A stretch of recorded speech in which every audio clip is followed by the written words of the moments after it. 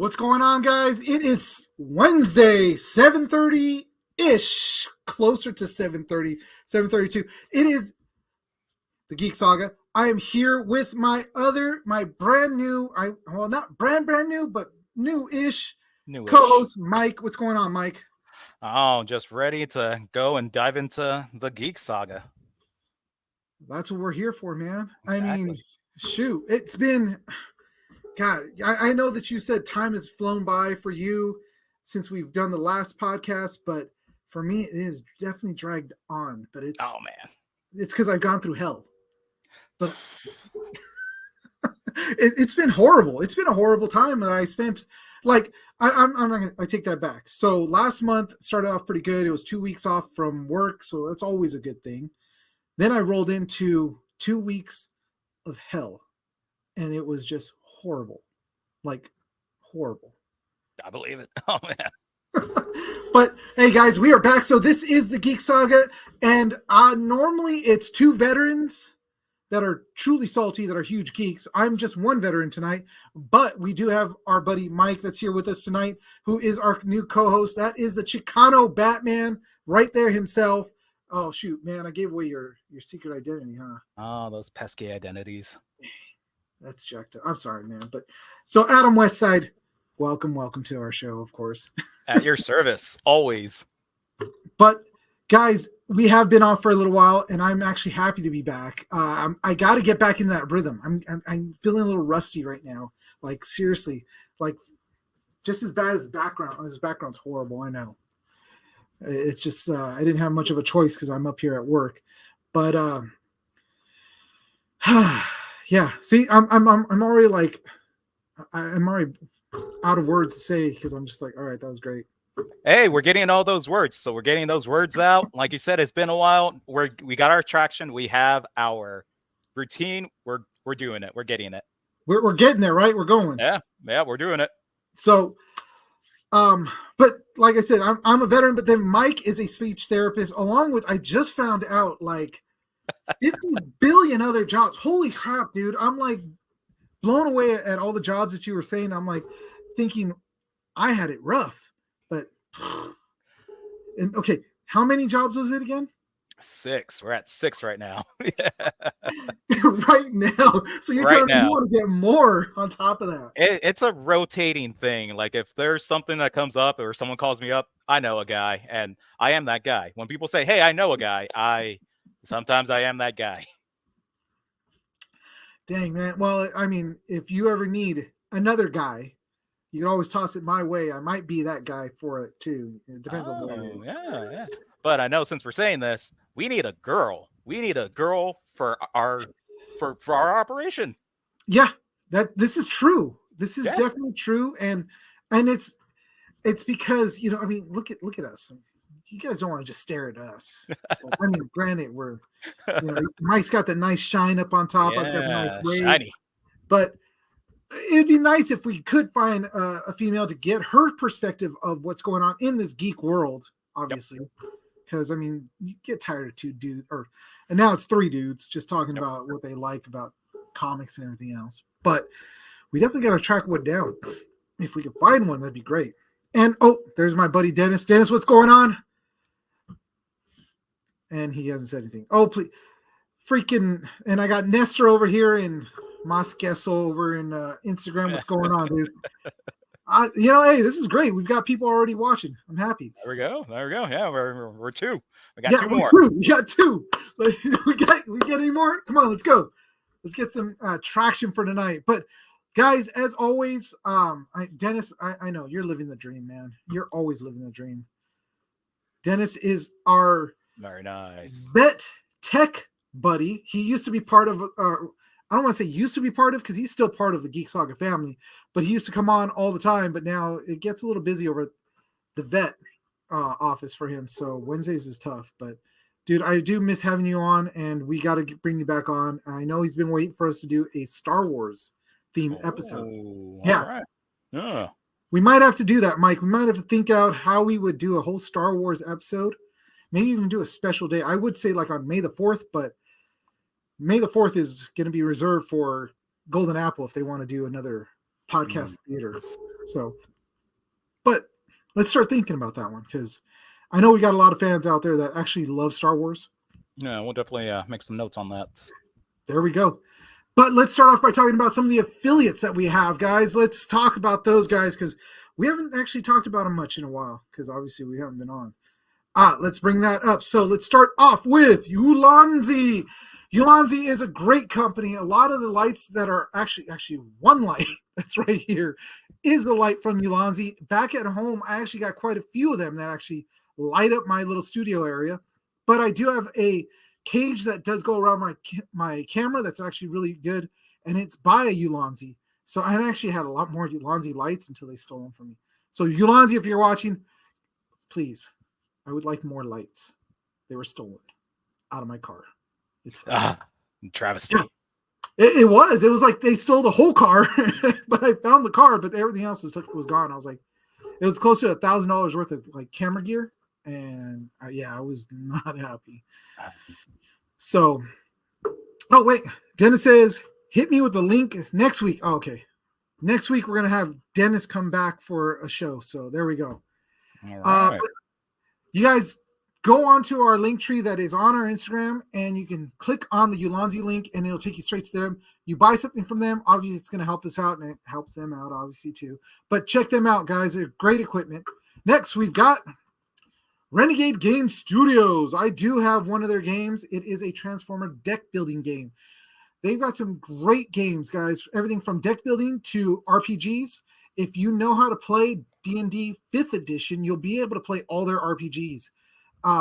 Also, their deck building games are really fun. They've got a lot of great IPs, which is like Transformers, Indiana Jones, G.I. Joe. They don't have Indiana Jones.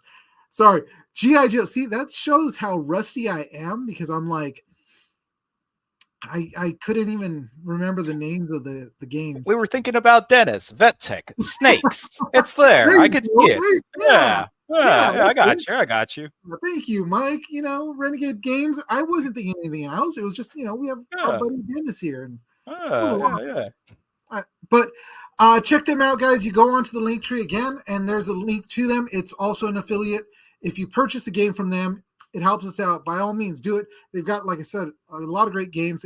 They had a great showing at GemCon that I saw on Instagram. I wish I could have been out there to check out all the stuff they have. They've got a lot of brand new things. And by all means, check them out. They're great.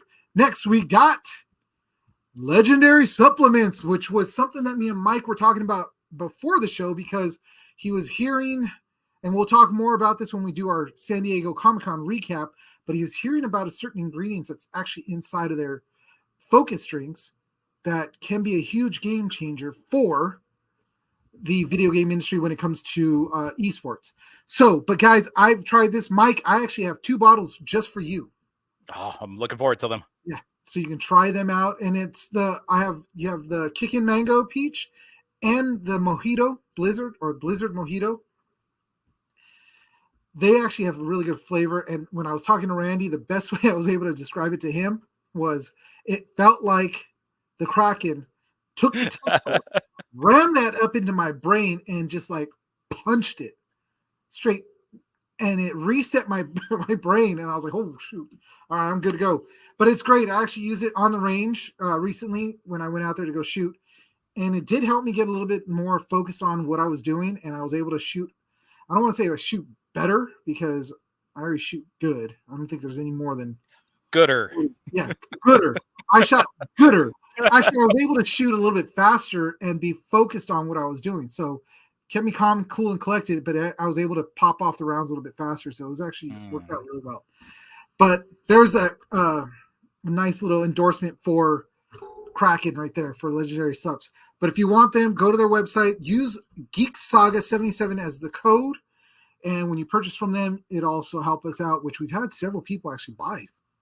I'm actually excited about that. So that's good. That's good news. That's really good news.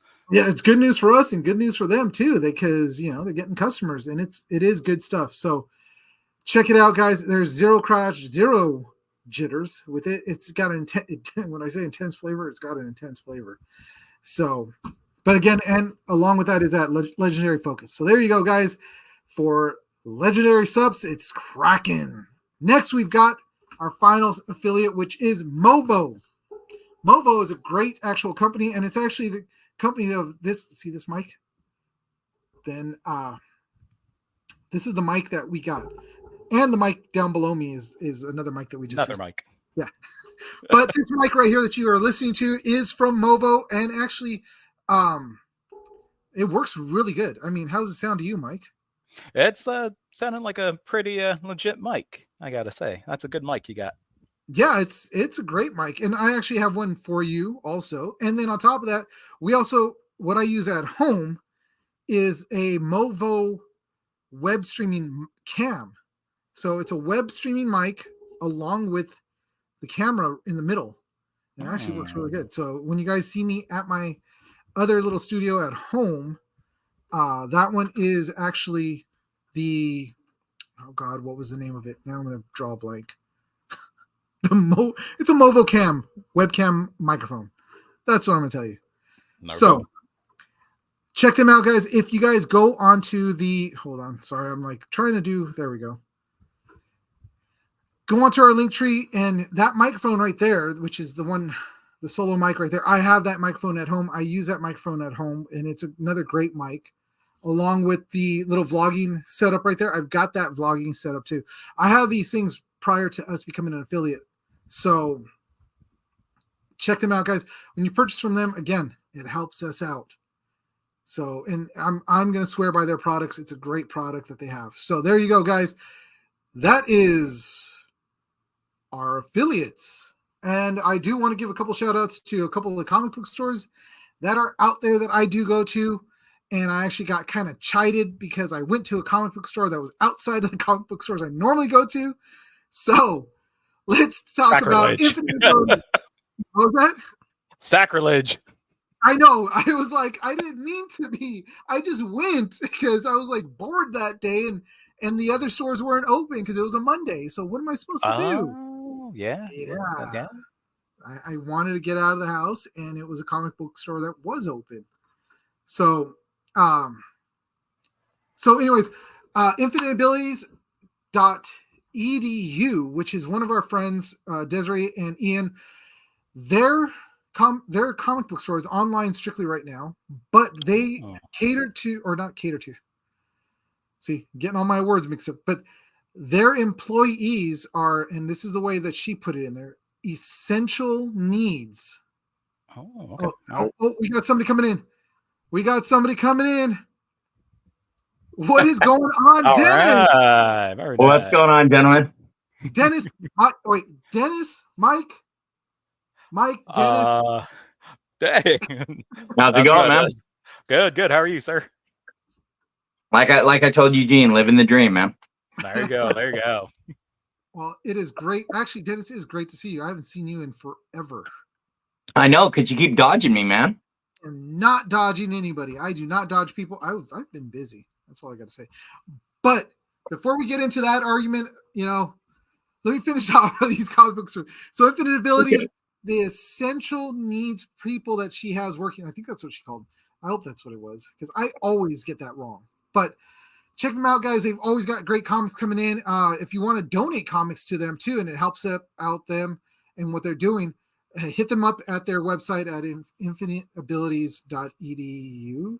Yes. I still got to reach out to them about my Alien versus Predator. Yes. Yeah, that's right. They said I keep forgetting. Dude, do it.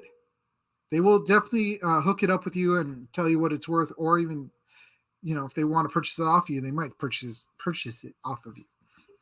So there's those guys. And then we're moving on to We Can Be Heroes. We Can Be Heroes is based out of Chatsworth. It's another great comic book store. I go there a lot, and that's who I got kind of slapped in the hand about going to another comic book store. But like I said, they weren't open. What was I supposed to do? I had to go do something. But they're great guys over there. Julio and Donald and JR and all the crew that are out there. It's a great place to go to. They always have great events going on. Every Tuesday and Wednesday and even Thursdays, they have live streams that are going on where they're selling comic books, from Donnie's Doozies to the Wednesday's claims to Thursday is Afternoon Delight with Donald, and then also tonight after our show, you can go over to their Instagram and see their other show, which is two guys, one box. Nothing sexual about that. No, I was going to say, that sounds kind of sketch. Yeah. Oh yeah. They're talking about a comic book box, and they're selling comic books. That's it. I swear. Fair. I don't know. We got 3 guys in one box in my computer right here. Hey, you know what though? I mean, not to get too deep in the weeds and off topic, but I mean, Eugene and I have shared a bed before. Oh So. my God. There you go. There you go. All right. It always has to come out. We shared a bed. Look. We were not nut to butt though. Look, butt to butt. Okay. Yeah. You know, and then it's what was it? Pole to pole. It never pulled a hole. That's all. You know. Yeah, exactly. So that's all I got to say. But also on top of that, guys, go to Golden Apple, which is over on Melrose in Hollywood, which is another great store that I do frequent. And sorry, Julio and Donald, I do go there too. But I do have to support Ryan and Kendra, who are 2 amazing people. They've got a great foundation over there too, which is Golden Apple Foundation. Man, that's a lot of stuff that I'm out of practice, man, because normally I'd get this done in like 10 minutes, and here we are 17 minutes in. I'm barely getting through those. But hey, these are distinguished shops. We're giving them their due. Good shops. Yeah, they really do need their, the attention. I'd love, I mean, Golden Apple's got a lot of attention, but I still love talking about them because it is a great shop, and the 2 people that run it are amazing people. So there we go. All right, guys. So that's it. I swear that's all about all that stuff. We got to get into our normal thing, which is time for some. Oh, wait. I got to reset my slides because that's off. And do this.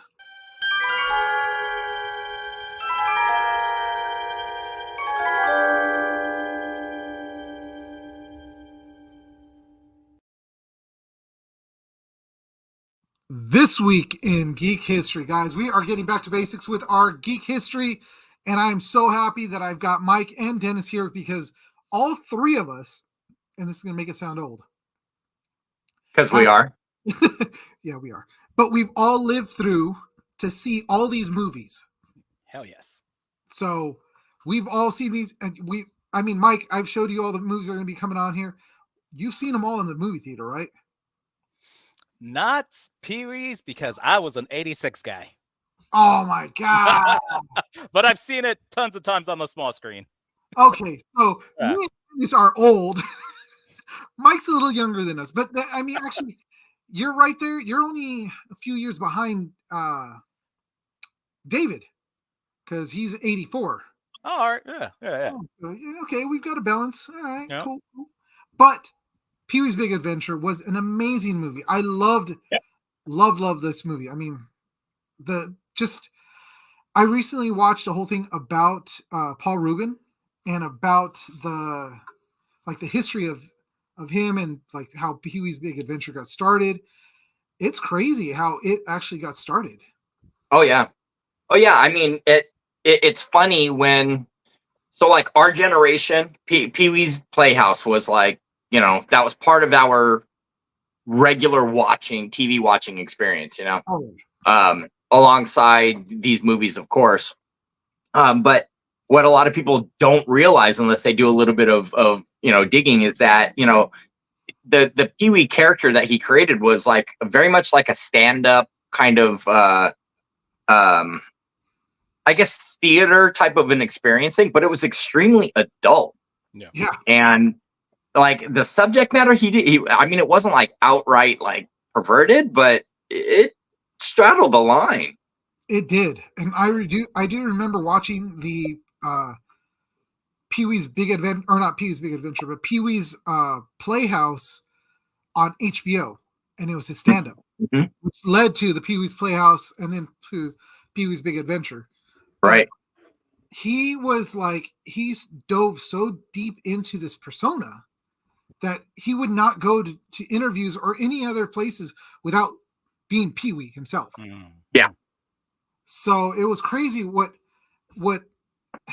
just that what he did at the Grawlings into that whole stand-up thing, which actually his parents helped him produce that thing. That's true. Yeah. Yeah. He was incredibly close to his parents. Yeah. And to then launch this movie, which launched his career like phenomenal, and he became an icon. I mean, this is a dude that had his own doll, which is nuts. They have his own tiki glasses at Comic-Con. Did they really? Yeah, I sure did. They raffled them off. People that got them, happy as a clown. God, I would have been happy too. But the crazy thing is that what a lot of people also don't know is that if you look at the picture right there, if you're watching us, if you're listening to us, well, sorry. But if you're watching it, the picture that's right there is of him and Dottie from the movie. And if you guys don't know who Dottie is, that's E.G. Daily. And if you don't know who E.G. Daily is, and you don't know voice actors, but that's the voice of Tommy Pickles. Yep. And also a Powerpuff Girl. And she sang in Better Off Dead. And another song is in God, I can't remember all the stuff she's been in, but she's done a ton of stuff. Oh, she did a song for Grand Theft Auto, GTA. Oh. Which one? I think it was the one in Miami. Vice City? I was going to say it was probably Vice City. Yeah, she did one of the songs for Vice City. Hmm. So that's there's another little known fact that you guys may not have known is that she was. I didn't know that. Really? Yeah, I did not know that. Yeah. Oh, wow. So the movie was primarily shot in California and in Texas. Paul Rubens, who stars as Pee Wee Herman, also co-wrote the screenplay.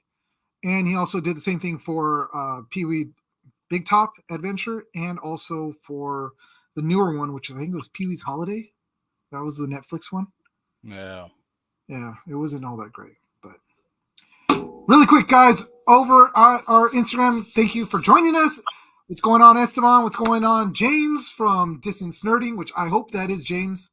And also what's going on, Cabanias, what's going on, Cab, and Regina, which is David's wife. All you guys, glad you guys are on. Oh, and of course, Hortua, and there's so many people. It's really cool to see all these people on here.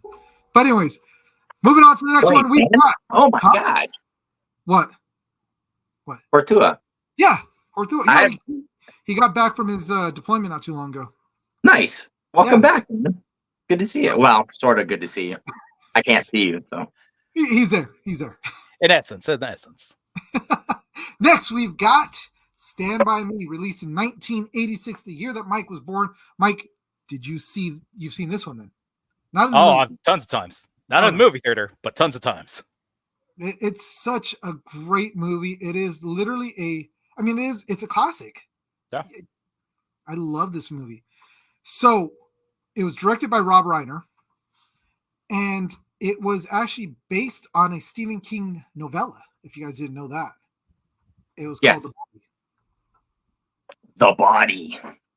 Nope. So, this movie was one of those, it's a coming of age movie starring Will Wheaton, Corey Feldman, Will Wheaton. Wheaton. You don't say the WH. Okay. Will Wheaton. Like Coo-Whit. We're getting off topic, man. Stop me now. But it also had River Phoenix, Corey Feldman, and Jerry O'Connell when he was fat. When he was fat? He was fat. But dude, this was a great movie. I love this movie. Like I will watch this, every few months. I just turn it on because it's such a great movie. And when it did come out, it was 86. I was, but it was one of those that's right up the alley of coming to where I was going to become,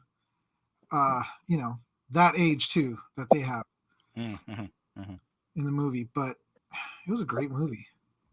The movie marks the film's debut of Jerry. Actually, this was his first film. Jerry O'Connell's first film, who plays Vern, and Will Wheaton, who portrayed the writer Gordy LaChance. grew up to become a successful author himself. Did he? He wrote books? That's a news to me. Yeah. Mike, did you know definitely. Definitely news. Yeah, we're learning all sorts of things. When you were, oh God, I don't know which one of the guys is saying this, but When you were blossoming, about to become a young lady, Thank you, flowering James. into manhood. When the flower was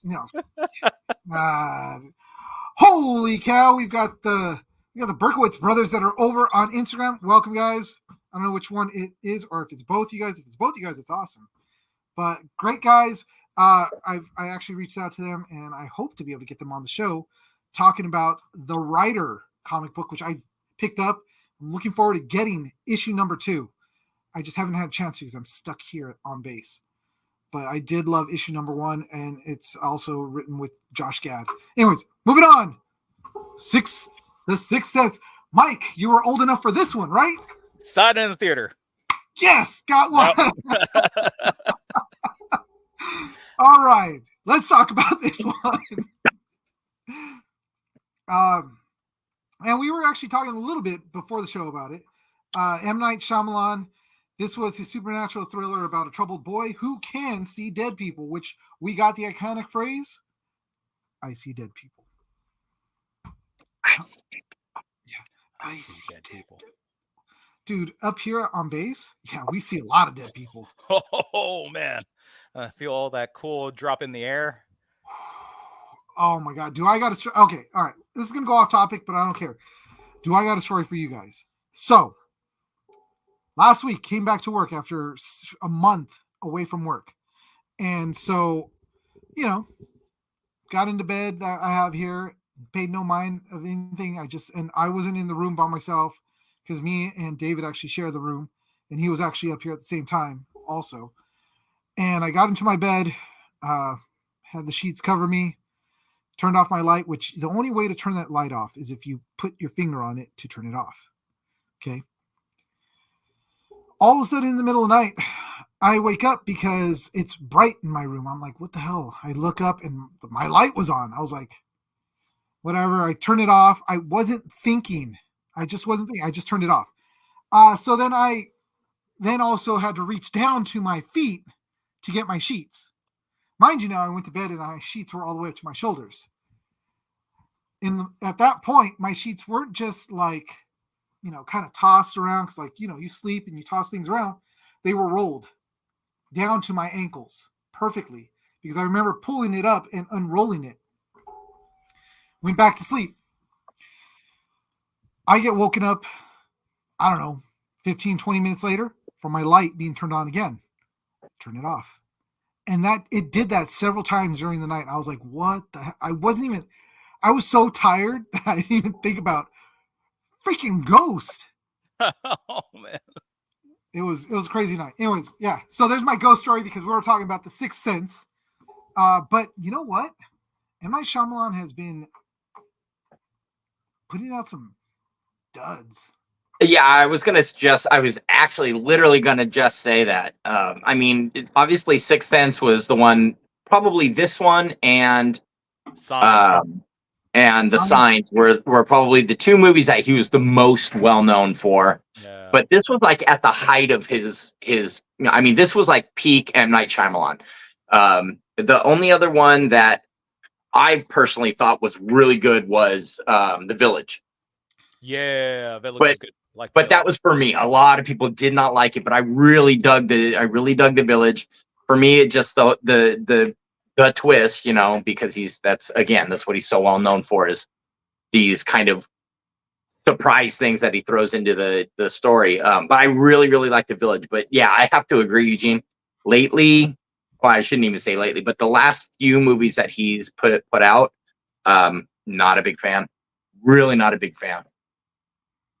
Mike? I think the last good thing that he did for me, and I might even be wrong, I might be mistaken, but what he did the Glass trilogy, right? Yeah, he did. With the superheroes. Yes. So that was honestly for me, that was the last good movie he did. Was the third in that installment. Yeah, yeah, yeah. That Yeah. was definitely right up there.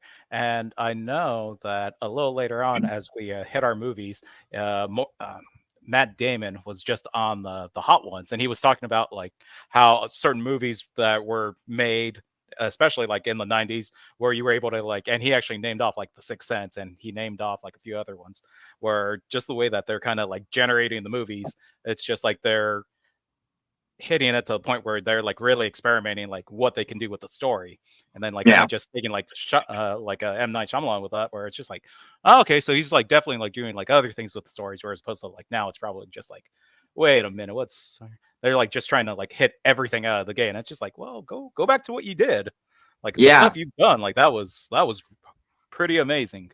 Yeah. Yeah. I feel with at least with him, he was so the sad thing to say is that he was at the peak of his career at Sixth Sense. How many movies did he do before Sixth Sense?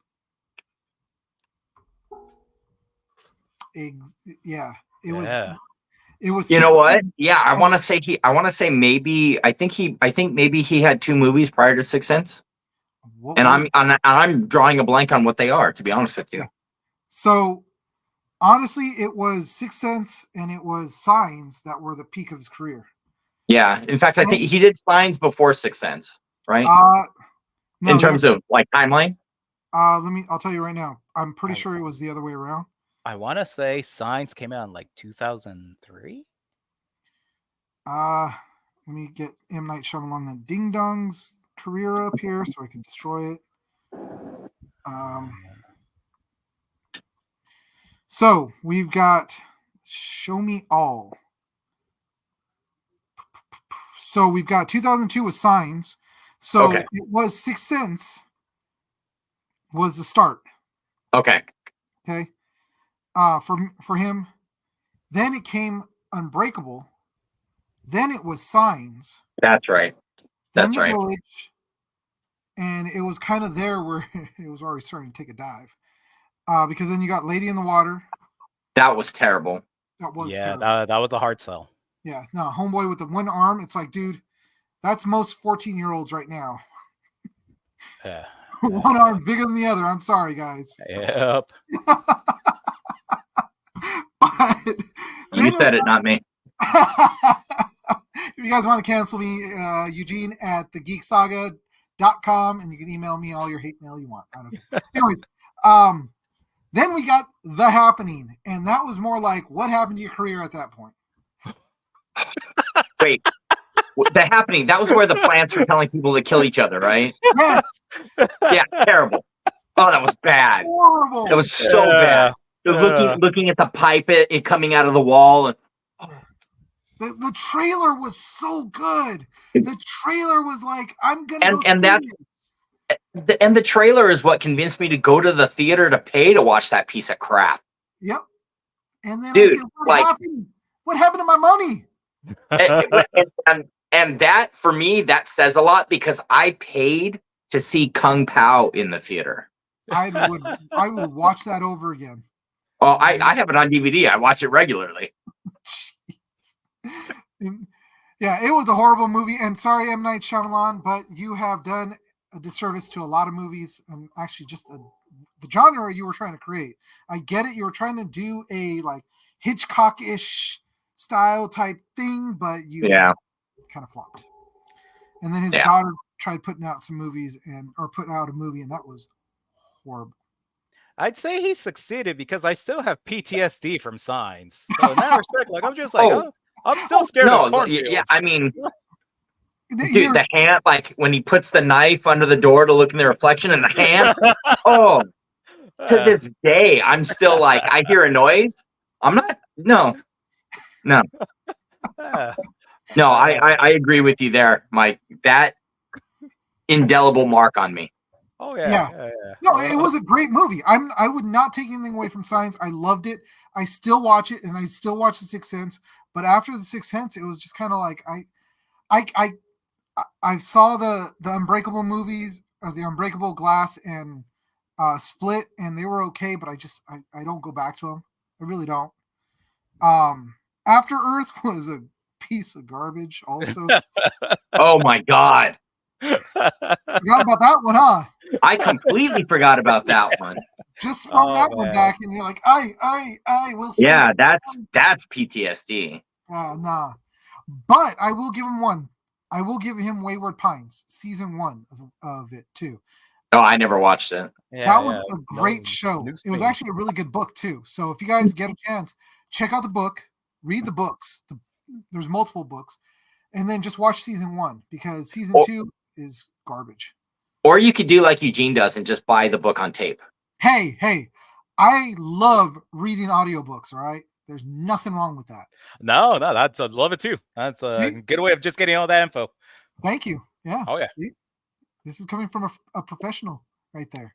No. Mike's a professional. I'm Oh, just yeah. saying professional. He's a professional. A lot of books. I only have so much time to read, but I got lots of time to listen. Exactly. And that's why I do it, is because I'm on the road so much that that's when I listen to it. So, but you're right. That and the Dresden Files. Oh my God. Don't get me started. I was going to say, let's not get him started on the Dresden Files. Love those books. Guys, if you guys haven't read them, check them out, the Dresden Files. There you go. But next we've got the other guys. We got stuck on freaking Oh my God. Yeah. You know, it took me a little while to actually appreciate this movie, and this came out in 2010, guys. But when I first saw it, I was kind of like 14 years. Oh my God. I know. This was, yeah. And then like we were talking about this before the show, and he right away jumped into the Michael Keaton's character, you know. Don't go chasing waterfalls. Yeah, don't go chasing waterfalls. Waterfalls. Sir. Wait, this was the classic Will Ferrell. I'm so fucking scared right now. Yes. That's also the one. Desk pop. I got my first desk pop. That was Gator wants his shoes. Movie. Yeah. It's like, Eva Mendes. We got Eva Mendes in there. Yeah. But also, it's that's not your wife. Who is that? It's my wife. It was a great movie. I love this movie, and this is another one that I now watch quite a bit, along with Step Brothers, because God. Yeah. Oh, Step Brothers. Definitely. Love Step Brothers. Yeah, and this film actually marks the 4th collaboration between Will Ferrell and writer, producer, director Adam McKay. Following, they did Anchorman, The Legend of Ron Burgundy, which is a great movie. Talladega Nights, the Ballad of Ricky Bobby, I love that movie too. Yep. And of course, not first, you're last. Yeah. But then my all-time favorite is Step Brothers. Oh yeah. I love that movie. Especially now, and this movie, correct me if I'm wrong, this launched the Mark Wahlberg, Will Ferrell, like they did the where Will Ferrell ends up marrying Mark Wahlberg's ex, and then they become friends. Daddy's Home. Daddy's Home. And then the sequels from those are actually halfway decent too. They were pretty funny. Yeah, they were. I never really watched them, but I was really hoping that freaking David would have been on, because he does his Mark Wahlberg impression all the time. And he quotes, I kid you not, he quotes the lines from this movie in particular. I'm like, God, dude, you're such a nerd. Rightfully so. For this movie, yeah, of course. It's a good movie. It is. No, it's a. Oh, sorry. That's Liquid Death. Look at this guy. All right. And that is it for this week in Geek History. Guys, it is always fun to be talking about the movies that we grew up with, or even just the ones that we didn't grow up with and came out recently. But these films offer a blend of nostalgia, humor, and suspense, showcasing an incredible range of talent in filmmaking, guys. That's this week in Geek History. And let me do this. And we are out from this.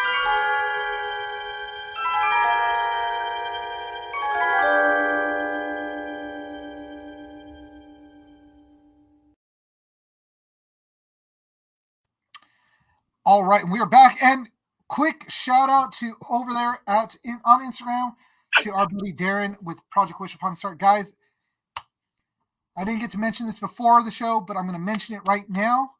Project Wish Upon a Star is a great charity. They help pediatric cancer patients. They bring that Comic-Con experience to them or take them to the con itself.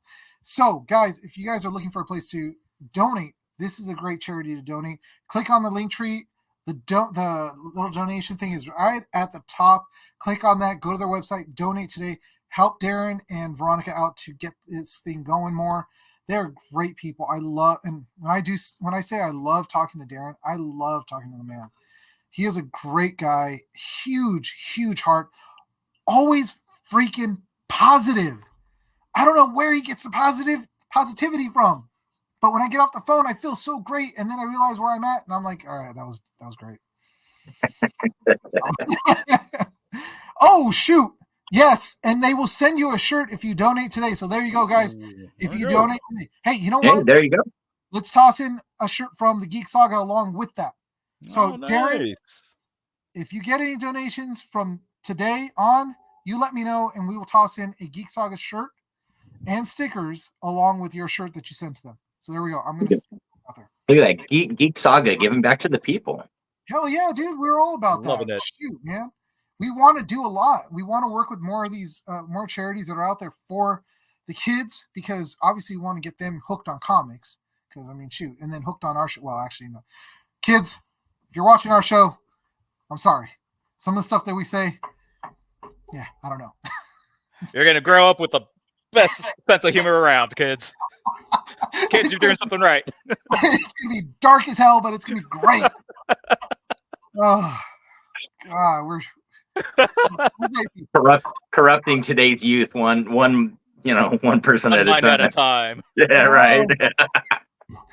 But we do also want to shout out to, since we're talking about charities, shout out to Comic Books for Kids over there, Mark, who is a great person too. Another dude, seriously, I don't know what it is with everybody that are doing charities that are just very positive. And then there's me that's like, I hate everybody. Yeah. You know? But that in itself could be a passion. It is. It is a passion. It is a passion. No, I don't want to say I hate everybody. I hate most people, but I do want to help out the kids. Because that's honestly what Mark's doing and what Darren and Veronica are doing. They're great charities. They're out there helping the kids. And I love the fact that they want to get them into this geek world. That's the best part about it. So we want to do the same thing. We want to help them out. So there we go. Let me focus as we get ready to get into the next. What do you call it? Yeah. Are we good? We stretched out. We're ready to go. Get loose. Gotta get loose. Let's get into this news. All right, let's do this. Now it's time for.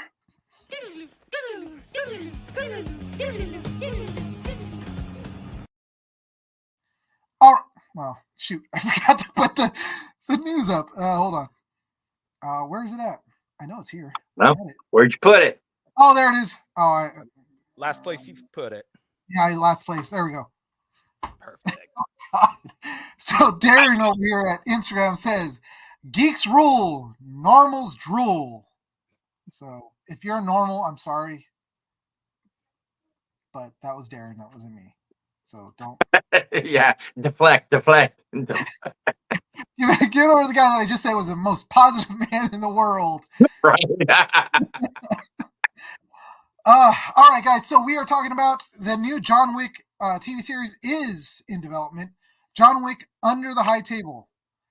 Why under the high table? I don't know what he's doing under there. Can somebody tell me? I don't know how I feel about this. I'm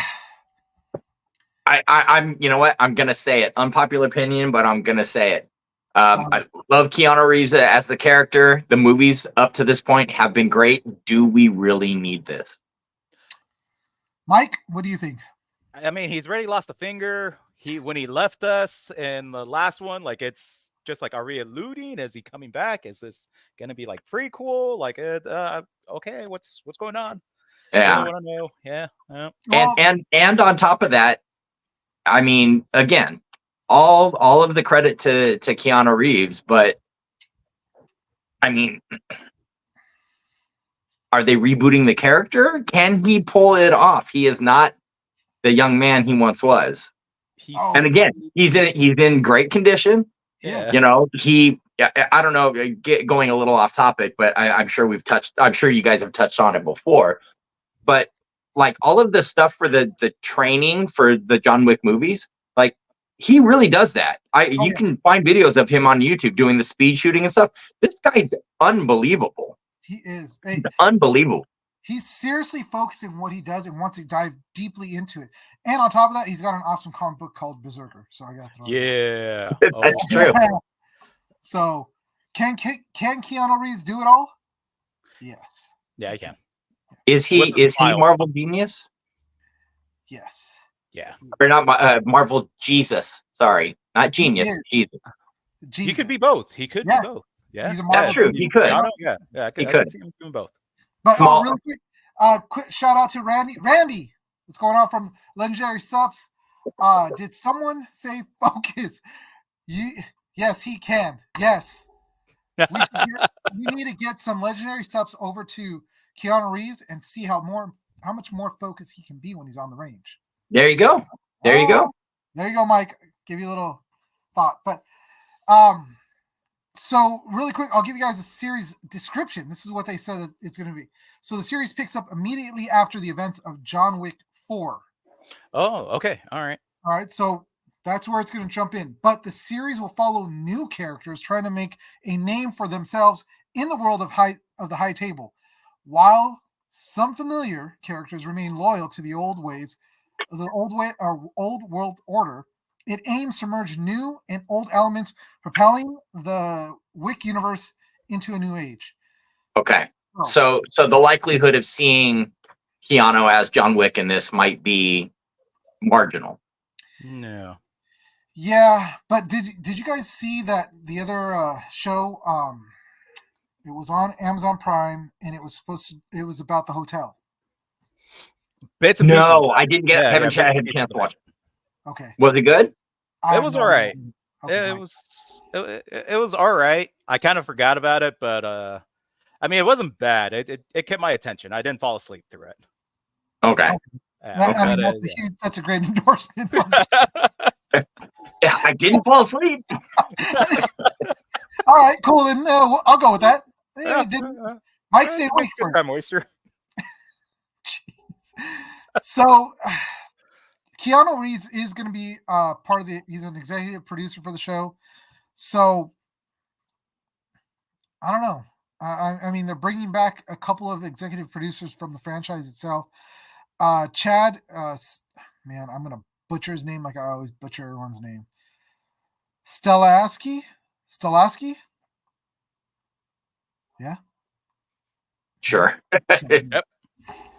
So he's going to be an executive producer, but he's also directing the pilot.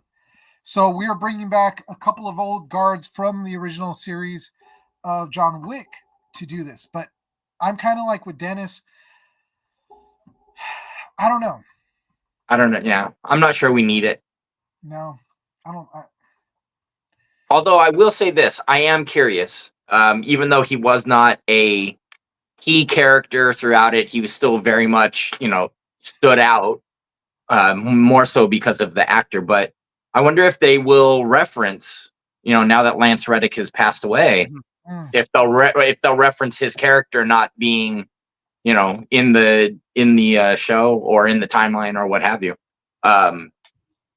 Again, I know his character was not like, forefront or anything, but Lance Reddick was he was such an amazing actor, and he just his presence, you really do miss it. Yeah, I mean the voice exactly, and side note to that, being a a long time hardcore Destiny player. I mean, nobody did Zavala like Lance Reddick did, and I'm not taking anything away from the current voice actor because he's incredible too. But it'll forever be Lance Reddick, and every character that Lance ever portrayed. Nobody could really do it entirely as much justice as he did because he made those characters. Yeah, it's that legacy. It's definitely that legacy. I know we're gonna see a little bit more of that, like kind of later as we move like to a few other things. But you really just like just the poise that he had, and like you said, he was a side character, and it's just like, oh man, you still didn't want to mess with that guy in the Yep. overall universe. Yeah, when you saw him actually suit up with his freaking shotgun and head out with the security team, it was like, wow, I thought he was just the dude at the desk, but this dude. Yeah, you start getting the vibes of The Wire, Yeah, when he was on The Wire, like, yeah, no, and I mean, again, I'm not gonna take anything away from the accomplishments of any other actors, especially if they're dovetailing into something that he's worked on. But yeah, I mean, it's like you said, Mike. He's iconic, and his legacy, I don't think ever should be eclipsed by anything else. No, it remains to be there. Yeah, well, I mean, we'll have to see what John Wick Under the High Table has for us. I didn't really take the time to watch the it was called the Continental, but Yeah. we'll Thank see if you. they can actually bring that Wick universe to life, if any. But we'll see. Moving on to our next story, we've got Zack Snyder's Army of the Dead universe reportedly scrapped by Netflix. Good. So, okay. All right. Moving on to the next story. No. Again, unpopular opinion. I mean, Zack Snyder's Justice League was awesome. But which one though? Huh? Which one? Like the actual, Full like the director's 4-hour long. Yeah. Carry on. Yeah. But I mean, overall, I think Zack Snyder just enjoys the smell of his own farts. I mean, he's so egotistical, and he's so into himself. He's got his head so far up his butt, But who doesn't like their own? I mean, come on. I mean, everybody enjoys their own brew, yes. But then being smug about it and telling people that they're wrong because they don't like it. So, what I'm guessing, and from what I've, read, is that yes, they're scrapping it because they were actually planning on, actually doing a whole, like, it's not just another movie, but doing like even more to it, like straight anime style cartoon, and diving deeper into this world that he's trying to create with the Army of the Dead. But I've got a feeling that it has to do with Rebel Moon. This is what I'm talking about. Yeah, because even for this franchise, which is the Rebel Moon franchise, like Snyder was hinting that Netflix might focus more on his Rebel Moon movies, but in reality, they really are not. They're actually having mixed reviews about it because they didn't do as well as they were hoping that they would do, and thinking that because it was originally a Star Wars script, that it would actually do well outside and become just a sci-fi movie, and and it didn't. So, Army of Darkness. Are you talking about Bruce Campbell, Army of Darkness? Is that what he's talking about? Yes, because the Army of the Dead. What about Army of Darkness? The Army of Darkness? I'll sign off on that all day, especially if Bruce Campbell is involved. All day. Hell yeah. I will watch that.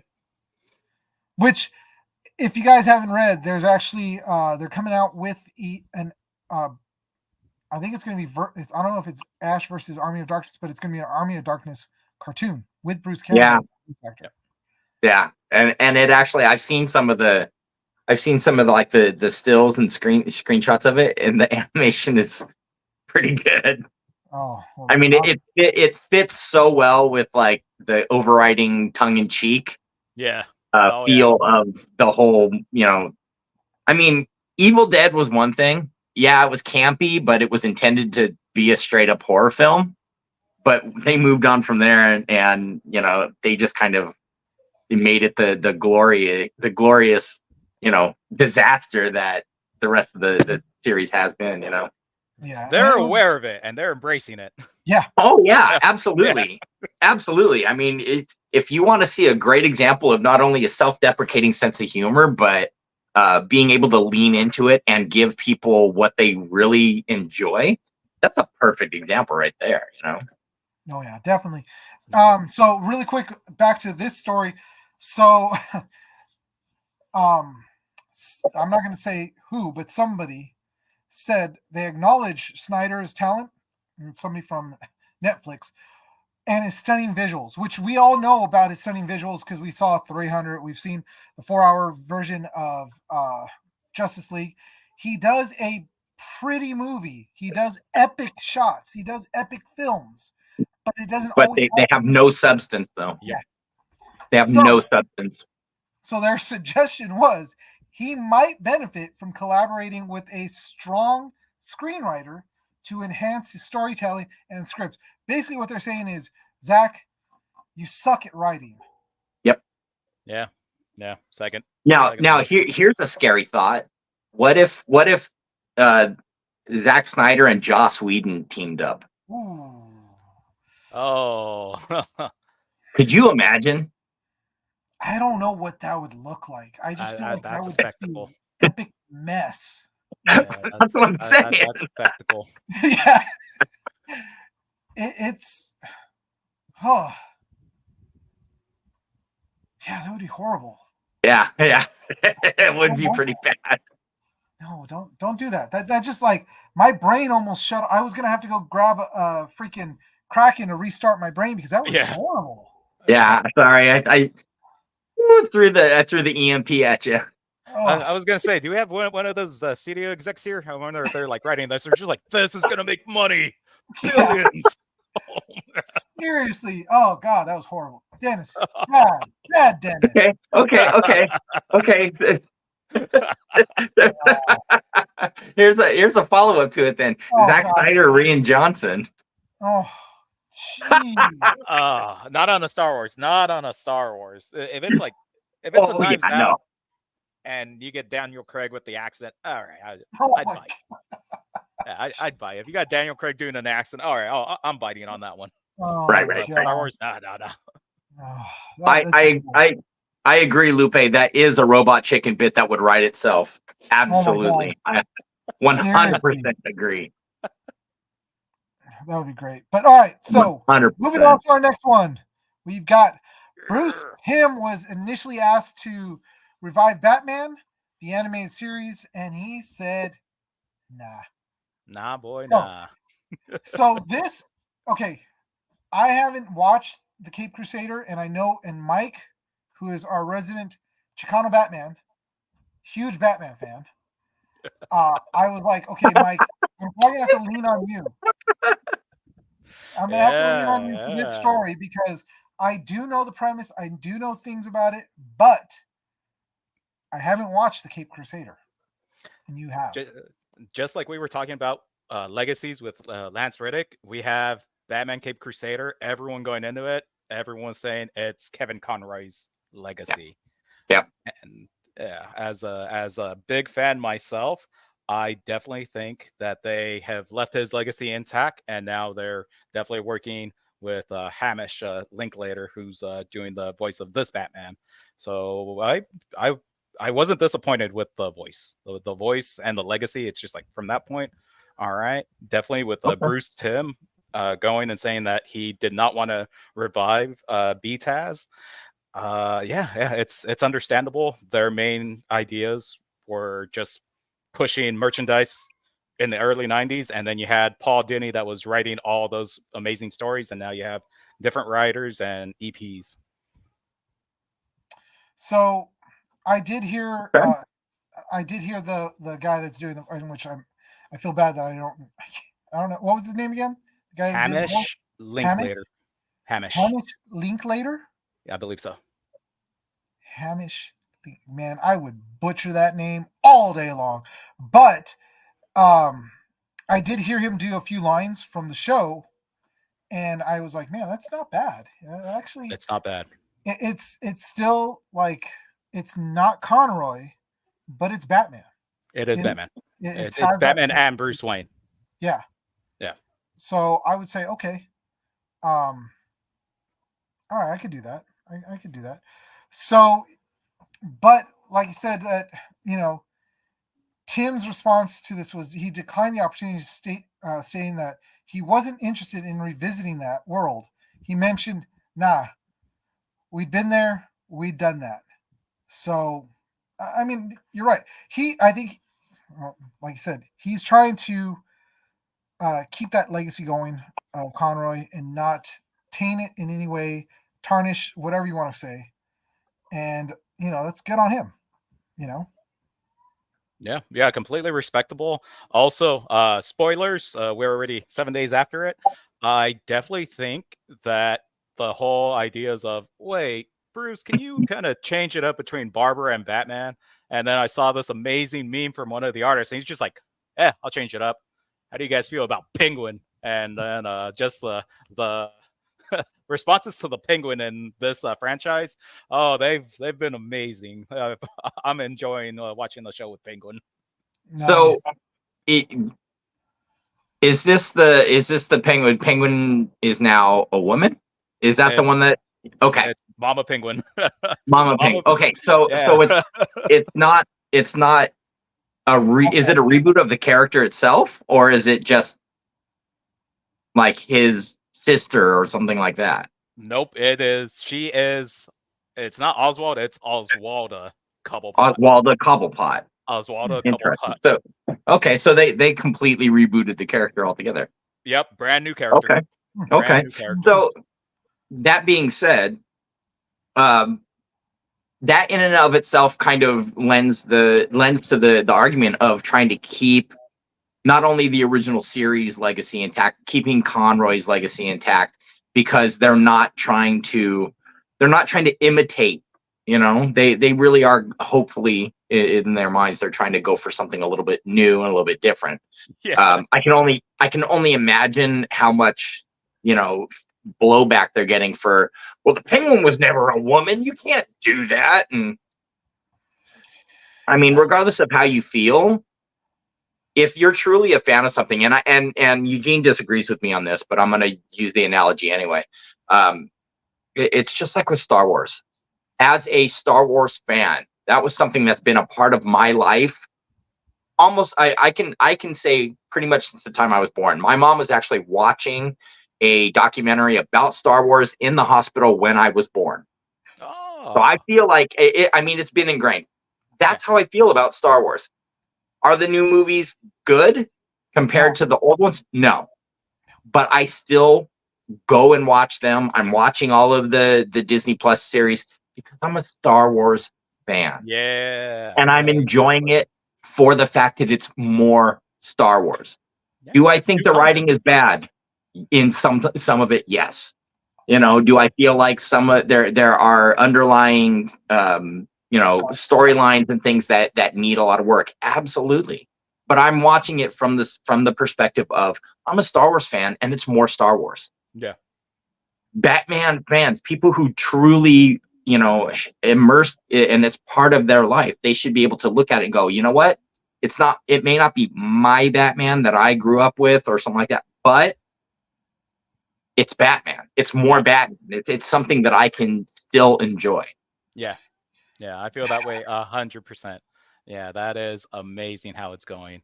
Because I see this, I'm just like, okay, I love how they're going with different stories and characters, and especially when they make honors or honor calls to the Robins, because they do that, and they did it effectively. All right. Oh, got a couple of questions there, Eugene. Yeah, the questions were already we already hit them. Oh, yeah, but maybe they missed it though. How do you like the changes? They said they like the changes. Oh yeah, and then, I'm enjoying the changes. And then, what do y'all think of Hamish as Batman / Bruce Wayne? James, Where were you at a few minutes ago? Well, the voice works. I haven't watched the show, so that's why I've kind of step back, and I'm like, all right, well, I got to watch the show, and I can give my opinion then, but I didn't get a chance to watch it. But because Mike is such a huge Batman fan, that's why I put this actual story in. And if you guys haven't watched it, it takes place, focuses on a younger Bruce Wayne during his early days of crime fighting. So I do like the fact that they intentionally went away from the art style from the original series as well. I mean, even just in this screenshot that you've got right there, you can see, his jawline is it's similar enough. I mean, obviously, Batman's he's an iconic character. You're never not going to recognize Batman. Yeah.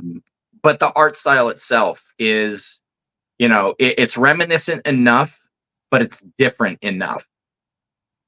And again, I have to respect the fact that they're not trying to play off of the legacy of the original show. Yeah, which is cool. And I'll have to take a moment to take a gander at what's going on with this, and maybe watch a little bit of it, and then maybe next week I could tell you guys, yeah, I liked it. It was now what is this airing on right now? Prime Video. Yeah. So it's on Amazon Prime. Okay. Oh yeah. Okay. See, it's one more thing, because I have Prime, but I very rarely watch it because I forget that there's stuff on there that I can watch. I'm so behind on The Boys. I haven't watched any of the spin-offs from that, and it's been a while. I managed to watch Fallout when it came out, but it's because I was anticipating it coming out, and so I watched it. Yeah, Fallout was good. Liked Fallout. Yeah, I haven't watched The Boys. I heard that it wasn't as good. It's kind of like taking this new season. I've heard. Unfortunately, it's hard to get away from it. Yeah, I've heard a lot of bad things about the season, but I haven't watched it yet. So I'm still waiting to make the full judgment on that. It looks like so he was asking, okay, 90s animation revival, Cape Crusader or X-Men 97? Ooh, sheer revival, X-Men 97. Yeah, thank you. Yeah, thank you. Yeah, X-Men 97. I mean, that's they did the 90s better than we had the 90s. Yeah. Oh God, yeah. Yeah.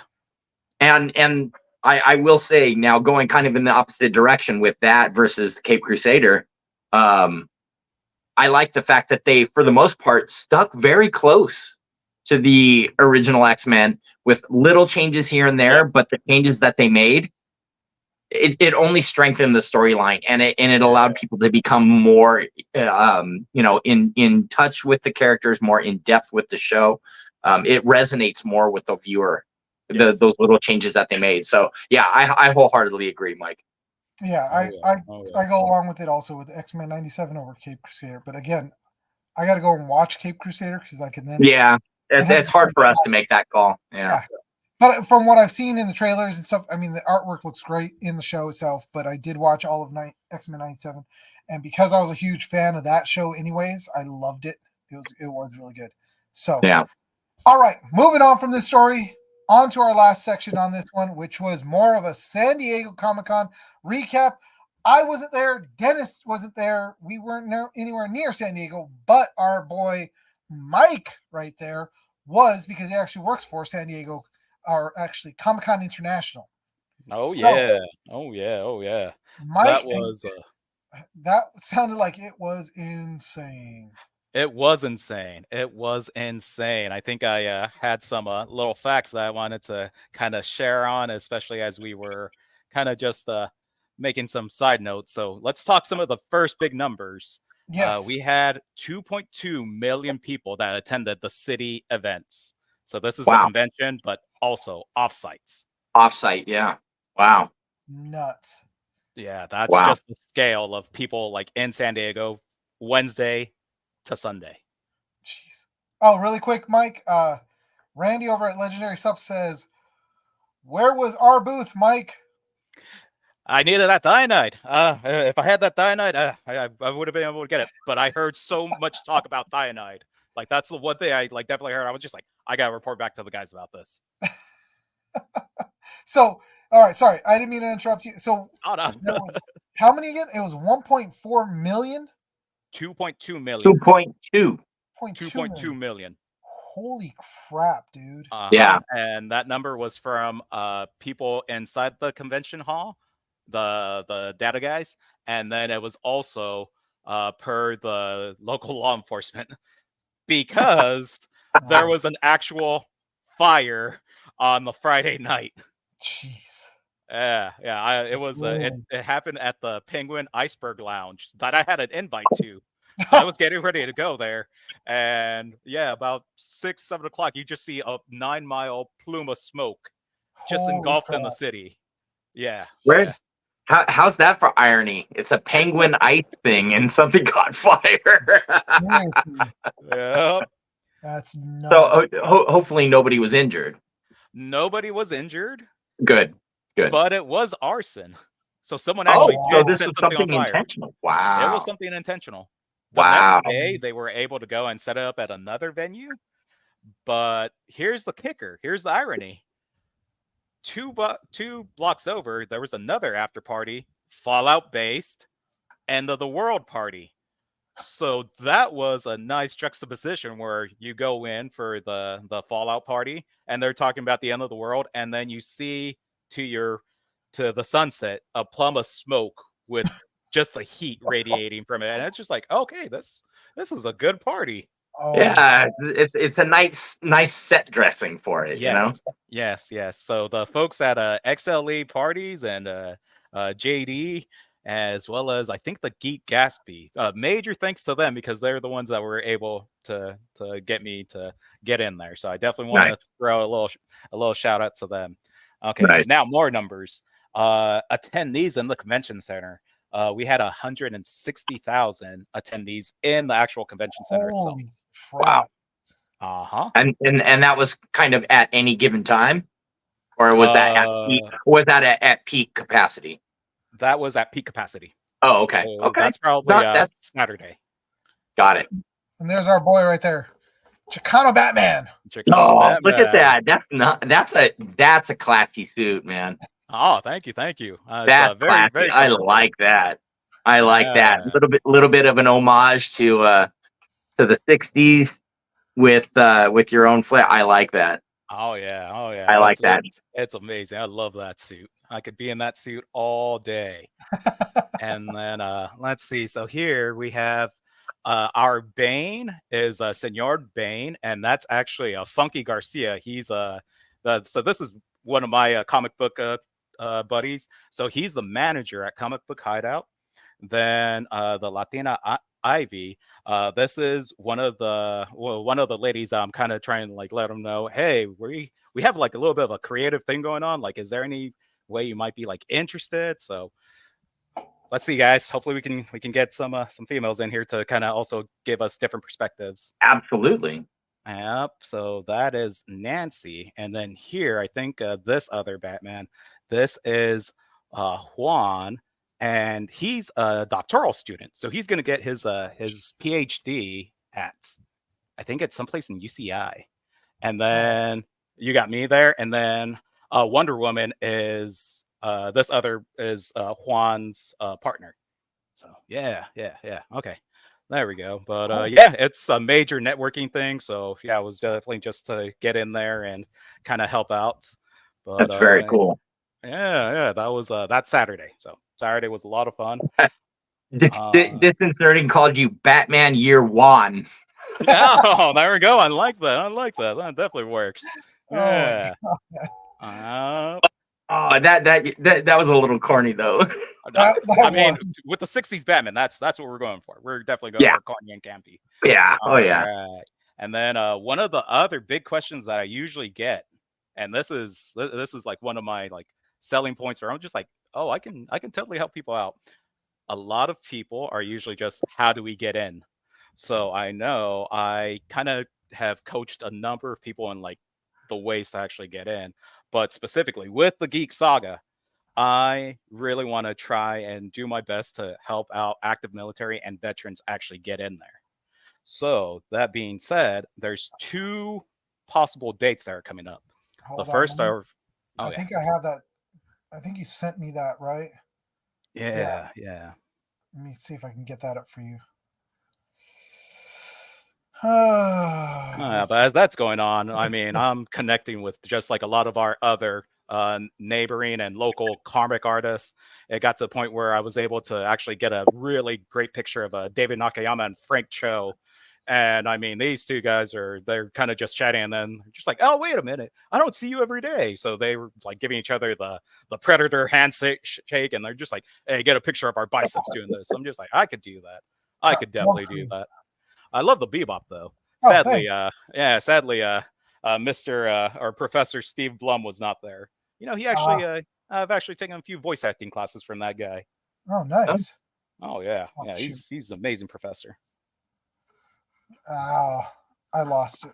I know. Nah, that's all good. So one of the first dates, and this is for any of the listeners that are listening right now that did attend. There we go. Returning priority registration is September 21st, 2024. So that's that first little fact of information. If you were able to go to Comic-Con this year. Oh my gosh, this thing is stupid. Sorry. Go on. You know what? We're just going to go without it because I can't. It's all good. It's all good. So we have September 21st, 2024 for returning attendees. And this is for the actual volunteers. So with our volunteer bases, they give a lot of priority to active military as well as veterans. So as you navigate the daily volunteers, that's where you're able to check in the little box. If you're active or a veteran, check that little box and that will shoot you up in the list. So then that way, all your listeners can get themselves into San Diego Comic-Con. And that's happening fall 2024. So I'll let you guys know, like, if I can get like an actual like hard date. But I figure, all right, let me definitely bring something to the table for you folks. That's awesome. No, that's awesome. Yeah, because you know how long I've been wanting to go to like the closest I've ever gotten to San Diego Comic-Con was 2000 and I think I was down there in 2002. Oh, all right. I think that was like just before you and I met, right, Gene? Yeah, and I was working for a production company. Yeah. Because I think I remember us talking about that. Yeah, and I actually did I was doing something down there, but it wasn't part of Comic-Con. But we walked through the con because we had to get through the convention center to get to the other side to where we were working. And I was like, and then I've never been able to get in since. Dr. Buttonnub Jr. MD. What's going on? I don't know. Nice. Dr. Butternubs Jr. MD. Who's Dr. I know that name. Butternubs. That sounds familiar. Yeah, Dr. Butternubs. Dr. Butternubs, what's up? I don't know. It's been so long. I don't know who it is, but it's all right. That sounds really familiar. So, Mike, there were a lot of things that came out during freaking Comic-Con. Oh yeah, that's an understatement. Yeah, I was gonna say that not only is that an understatement, but that's to be expected. I mean, Comic-Con is probably one of the most, if not the most, important event in terms of geek culture, pop culture in general. Announcing upcoming projects and things like that. I mean, what better stage to use? Yeah, but we got I guess you could say almost the biggest announcements from. I think New York is probably the next biggest one. It is, but I'm saying one of the biggest announcements was freaking Robert Downey Jr. Oh yeah, gonna be playing Dr. Doom. I think that was one of the other little factoids. So you're hearing it from someone that has been at San Diego Comic-Con.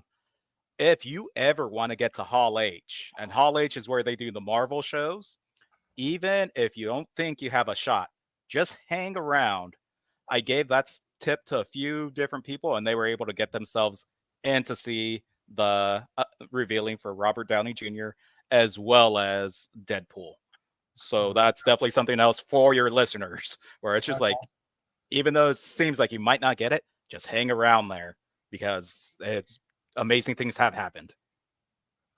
Well, there you go, guys. From somebody that actually is working it On the If you inside. got- on the inside. If you see Mike, don't bug him. But if you have an opportunity to help you out, he'll help you out. Oh yeah. Just, Oh yeah. you know. Especially for the Geek Saga community, I got you. There we go. I Look, got you. I got you. Nice. hey, if you guys buy a Geek Saga shirt, wear it to Comic Con, he might notice you. He might hook you up with stuff. I'm not saying he will. Oh, wow. Look at that, Mike. He just spoke for you. I'm not saying he will. I'm just saying, who knows? You know, like you said, hang around Hall H, and sometimes you might actually get in there. And Randy said, next year, Mike. Next year. All right. Yeah, keep an eye on the bat signal, and I'll send out the tips. So anyhow, in this next picture, we have another local legend. This is my hermano right here. This is Rafael Navarro, and he is definitely known. He actually did some animation work for BTAS, and on my right we have Kevin Alteri, who also did work on animation specifically for Poison Ivy for the BTAS. So, I mean, there's more legends right here. I mean, it was just a meeting of legends at Comic-Con. So, if you guys haven't noticed, Mike is kind of a Batman fan. Yes. Yeah. I guess. I suppose. We're just kind of reestablishing that fact. Yeah. But James over there said, can you fit some Geek Saga stickers in that bat belt? I can. Oh, I can. I will. See, there we go. James, Yep. The answer is yes, he can. You may have a Deadpool, but we have a Batman. Oh, yeah. Oh, nice. That's a good one, Gene. Oh, thank you. Thank you. Good one. Right now. Yeah. So, Rafael Navarro, we may be cousins, just say. So, James over at Distance Nerding, his last name is Navarro. So, he's saying that you may be cousins. James, you're Filipino. I don't think you're cousin. I'm just saying, dude. You never know. You never know. I mean, yeah, the ancestry may be over there somewhere. But so true. anyhow, these comic artists, they're legends in their industry, and they're local guys. So I mean, we're talking about like maybe bridging the gap and kind of like getting other creatives and like titans in their industries. I definitely think Raphael and Kevin I could see that happening. You can try to make that happen. I'd be 100% all behind it. Oh yeah. So let me bring up another picture. So let's see what I got the feeling for it now. Now I can get you on here. Where is it at? There we go. All right, here's another one of Mike over at doop and share. There we go. All right, what you got? Oh, okay. So this is happening at the Party Apocalypse. So this was the Fallout party. I had my little Fallout shirt.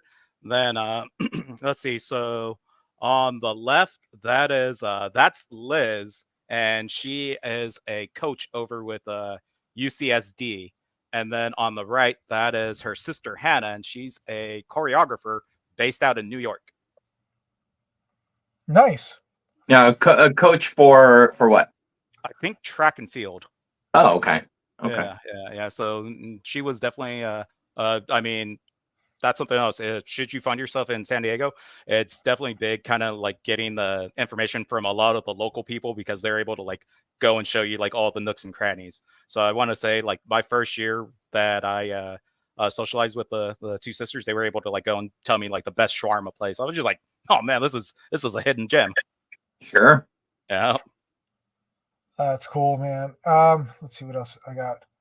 Oh, this is my favorite, and this will be probably our last one. What time is it? Yeah. All right, fantastic. We're about to hit that hour and a half mark. Woo! Yeah, and my phone was dead, so I'm gonna get in trouble for not having my phone. Oh shoot! I just had it. I want this picture because I'm jealous of this picture. Where is it at? Share a screen.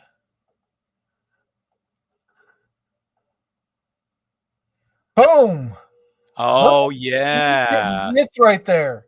Yeah, so this is Fun Maker Mike, who's Yep. the head of Funko. So this is him outside of his cosplay because he did Funko Fun Days and he was in his straight up pirate regalia and he was looking amazing. And the gentleman on my side, that's Manny. He is Coast Guard based out of Texas, and he's actually one of the vets I was able to like kind of help like get on over here. And I mean, he's doing amazing work. And in fact, I think he just made like a national soccer team too. So I mean, wow. yeah, that's one of my buddies. So love that Wow. guy. Yeah. Very Definitely love that guy.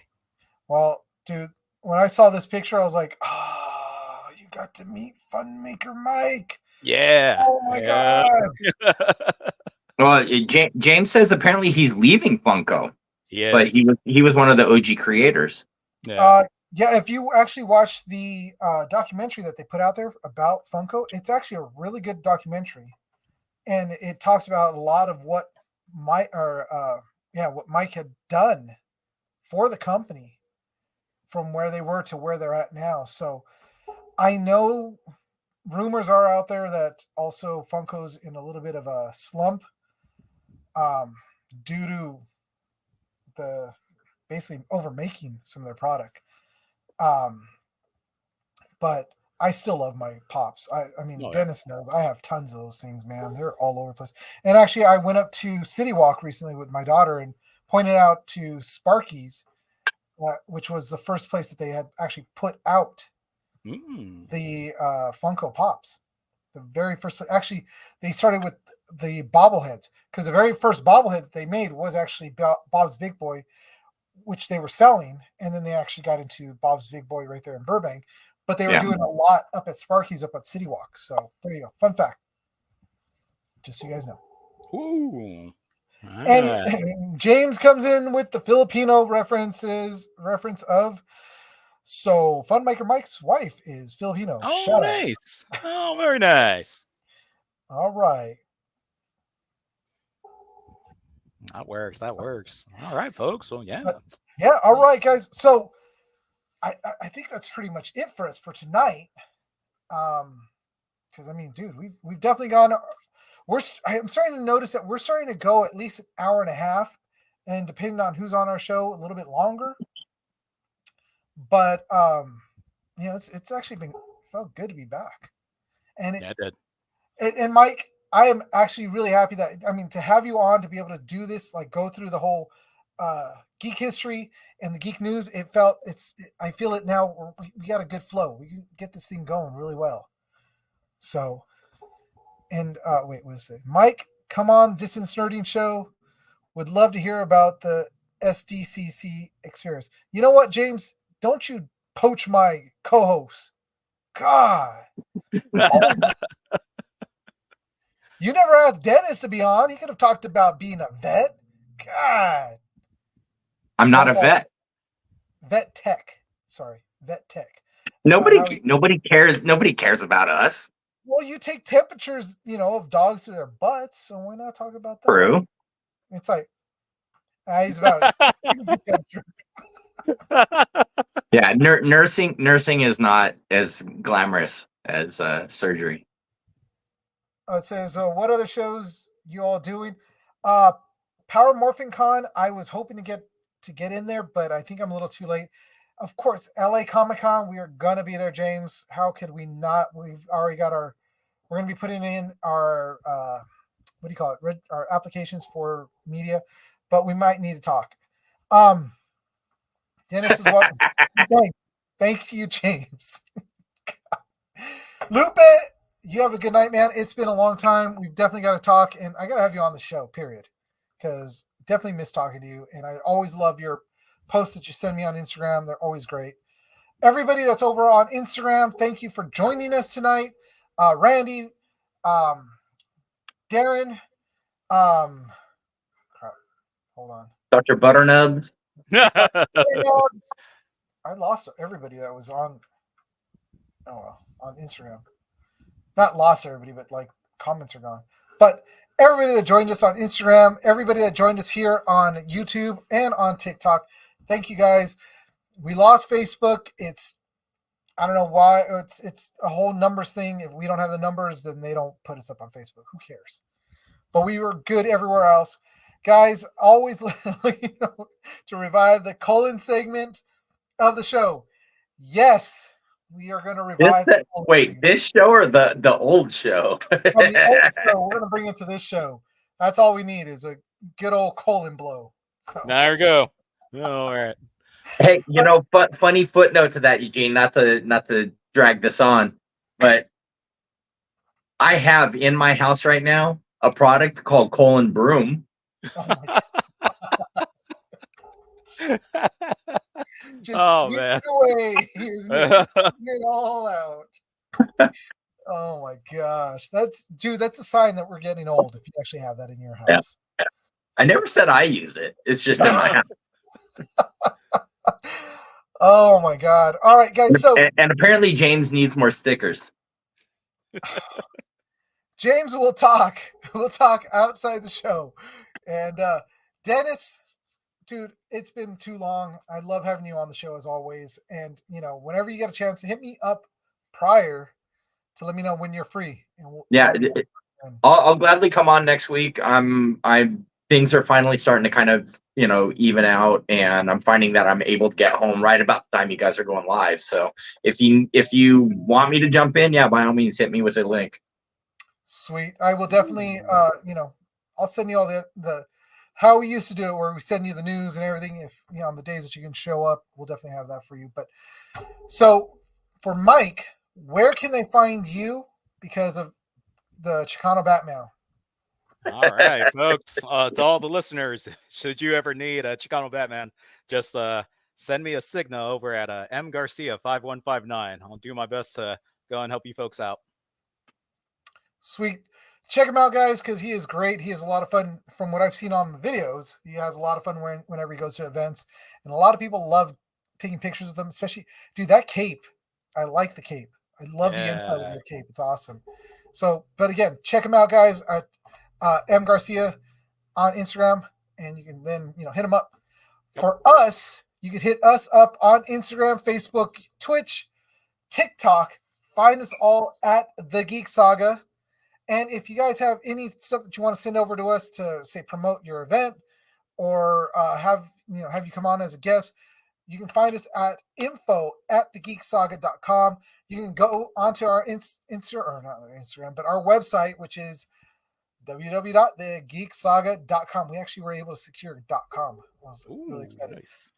So, but the next place you'll be able to check us out at is actually at LA Comic-Con. It's coming up. It's coming in October. It is around the corner. Oh my gosh.